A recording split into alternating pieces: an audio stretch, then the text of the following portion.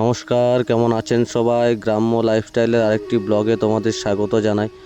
জানেন তো, এই বর্ষাকাল আসছে, এবার আমাদের গ্রামের মানুষদের একটু মুখে হাসি ফুটছে, কারণ এই বর্ষা আসা মানে আমাদের ধানের চাষ শুরু হওয়া, রবি শস্য যেটা আমরা বলি। তো এই ধান চাষ থেকে আমরা ধান চাষ করে ধান বিক্রি করে অর্থ উপার্জন করি, বা এই ধান চাষ থেকে সেই ধান থেকে চাল বানিয়ে আমরা খাবার টাবার খাই।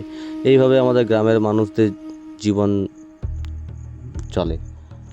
তো আপনাদেরকে পুরোটাই দেখাবো কিভাবে ধান চাষ করা হয়, কীরকমভাবে করা হয়। তো সেই ভিডিওগুলো আস্তে আস্তে আসতে থাকবে। এখন সময় আছে, দেরি আছে, এখন তো এই নতুন চারা তৈরি করা হচ্ছে। তো এই পরবর্তী স্টেপগুলো দেখতে আমাদের এই চ্যানেলটি সাবস্ক্রাইব করে রাখুন, আর যারা ফেসবুক থেকে দেখছেন তারা ফলো করে রাখবেন। তাহলে আপনারা পরবর্তী কীভাবে চাষ করা হচ্ছে সেগুলো সব আপনাদের দেখাবো।